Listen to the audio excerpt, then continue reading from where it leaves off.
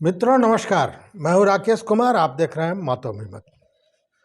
शिक्षा विभाग के अपर मुख्य सचिव के पाठक को केवल फरमान जारी करने आता है।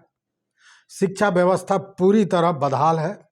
सरकारी विद्यालयों में संसाधन की कमी है, लेकिन इस ओर कोई ध्यान नहीं दिया जा रहा है। ये बात मैं नहीं कह रहा हूं, ये बात छठ का प्रसाद खाने अपने ननिहाल यानी कि मनसाही फुलहारा पहुंचे जाप प्रमुख पप्पू यादव ने कहा। और ये कब कहा? जब उनसे गांव के लोगों ने शिकायत की कि उनके यहाँ जो उच्चतर माध्यमिक विद्यालय फुलहारा है उसमें कई तरह की समस्याएं हैं और उसका निदान नहीं निकल रहा है। उस पर उन्होंने ये बात कही।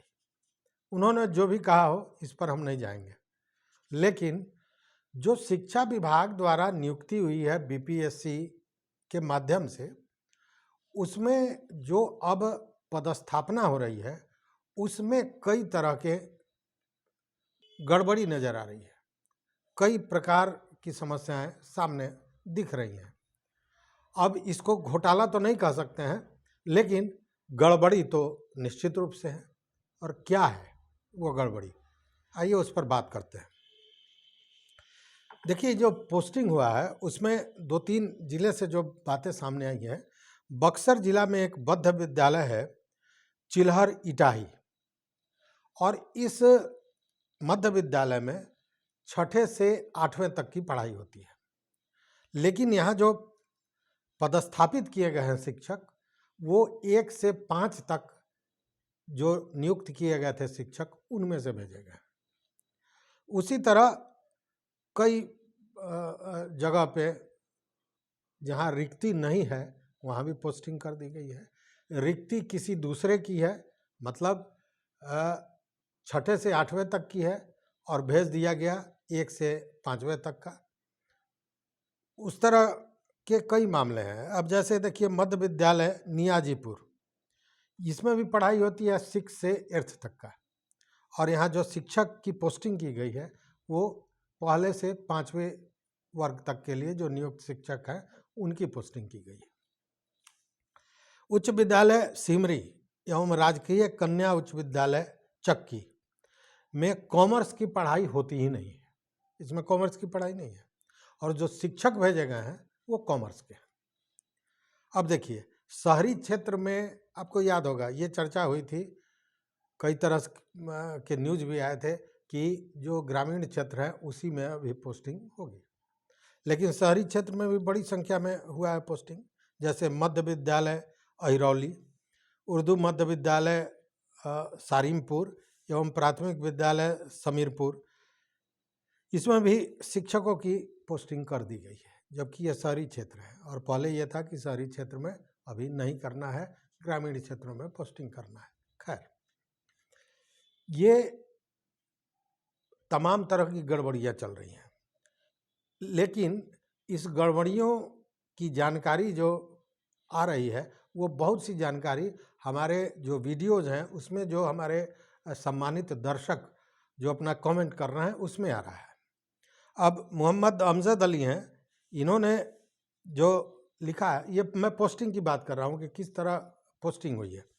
उन्होंने लिखा है कि अररिया के भरगामा की शिक्षिका, नाम मैं नहीं खोलूँगा यहाँ क्योंकि नाम खोलने से परेशानियाँ बढ़ सकती हैं, और मैं कभी नहीं चाहूँगा कि मेरे चलते आप मित्रों को कहीं से कोई परेशानी हो, इसलिए मैं नाम नहीं बोल रहा।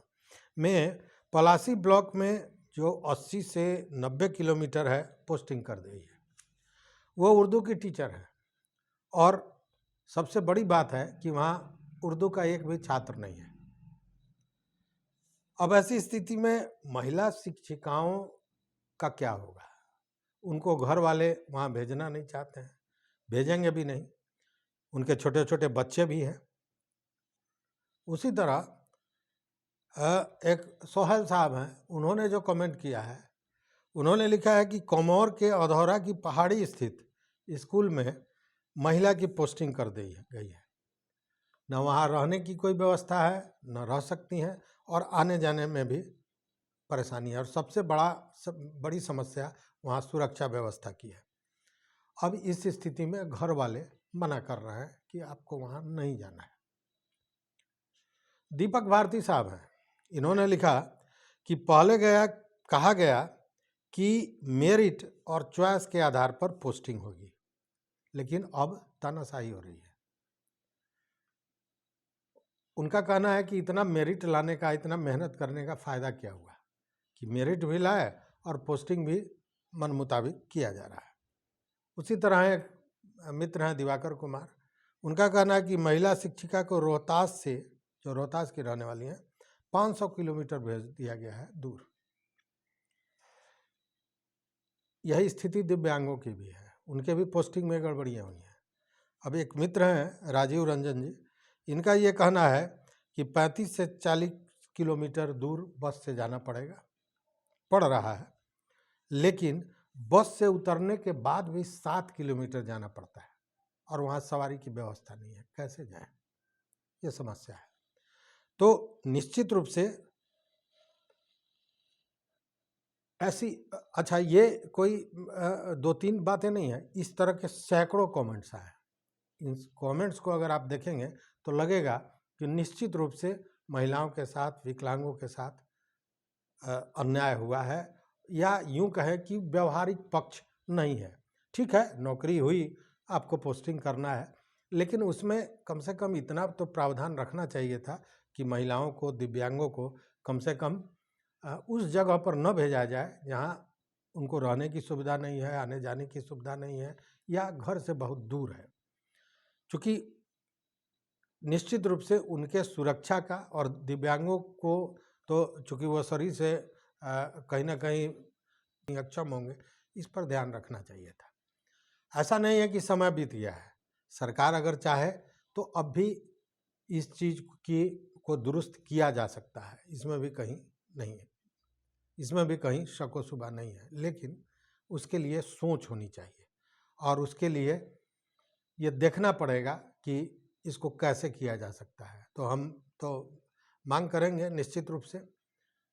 तो ये वीडियो बनाने का मकसद यही था कि ये बात सरकार तक पहुँचे कि महिलाओं को, दिव्यांगों को जो परेशानियां हो रही हैं उसको सरकार उस पर ध्यान दे और उन लोगों को ऐसे जगह पर भेजा जाए जहां उन्हें काम करने में कोई दिक्कत ना हो।